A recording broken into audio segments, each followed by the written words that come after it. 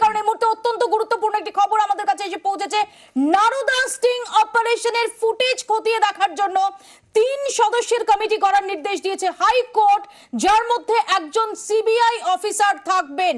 শ্রাবন্তী সাহা আমাদের সঙ্গে টেলিফোন লাইনে রয়েছেন। শ্রাবন্তী, এই সম্পর্কে বিস্তারিত যদি আমাদের জানাও।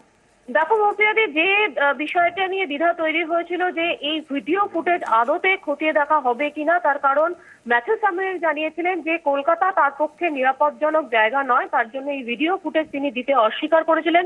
যদি কোনো সিবিআই যদি কোনো কেন্দ্রীয় তদন্তকারী সংস্থা এই ভিডিও ফুটেজ নিতে চাইতো তাহলেই একমাত্র তিনি তা দিতে চেয়েছিলেন। গত দিনেই শুনানির সময় এই কথা স্পষ্ট করে জানিয়েছিলেন ম্যাথিউ স্যামুয়েলের আইনজীবী, এবং সেই সময় রাজ্য সরকারের আইনজীবীদের পক্ষ থেকে এখানেই বাধা দেওয়া হয়। তারা বারবার আবেদন করেন যে হাইকোর্টের উপর তাদের আস্থা রয়েছে, কিন্তু কোনো সিবিআই এর হাতে যেন কোনো কেন্দ্রীয় তদন্তকারী সংস্থার হাতে এই ফুটেজ না দেওয়া হয়।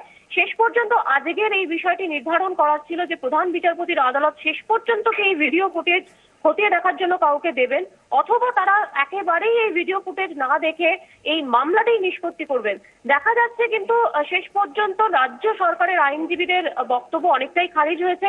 প্রধান বিচারপতি 3 সদস্যের একটি কমিটি তৈরি করে দিয়েছেন, যেখানে যেমন থাকছেন একজন সিবিআই এর অফিসার, একজন ডিজিপি, একজন স্টেট লেভেল অফ পুলিশের অফিসার থাকবেন এবং হাইকোর্টের একজন পদাধিকার থাকছেন। প্রধান বিচারপতি ডিভিশন বেঞ্চ জানিয়েছেন যে এতটাই গোপনীয় রাখা হবে, এই গোটা দলের যে টিম মেম্বার তাদেরও যেমন পরিচয় গোপন রাখা হচ্ছে, পাশাপাশি তারা দিল্লিতে গিয়ে ফুটেজ সংগ্রহ করবেন এবং তারা যে ডিভাইস দিয়ে এই কাজ গোটা অপারেশন করা হয়েছিল সেটিও তারা সংগ্রহ করবেন।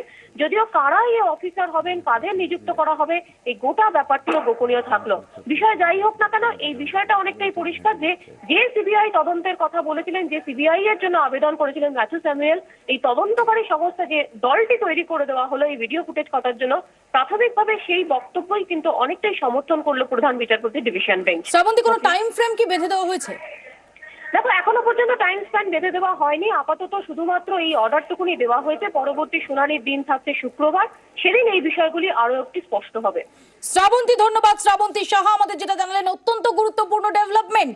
আপনারা জানেন ম্যাথিউ স্যামুয়েলকে আদালত নির্দেশ দিয়েছিল ফুটেজ সেটা দেওয়ার জন্য। ম্যাথিউ স্যামুয়েল জানিয়েছিলেন যে কলকাতা তার জন্য নিরাপদ নয় এবং এখানে ফুটেজ নিয়ে আসাটাও খুব যুক্তিযুক্ত নয়। এরপর আজকে প্রধান বিচারপতি মঞ্জুলা চেল্লুর যার নির্দেশ দিয়েছেন 3 সদস্যের একটি কমিটি গঠিত হবে, যাতে একজন আইজি পদমর্যাদার অফিসার থাকবেন, হাইকোর্টের একজন অফিসার থাকবেন এবং সিবিআই এর একজন অফিসার থাকবেন, এবং 3 জন সদস্যেরই পরিচয় সেটা গোপন রাখা হবে, যারা এই ফুটেজ খতিয়ে দেখবেন।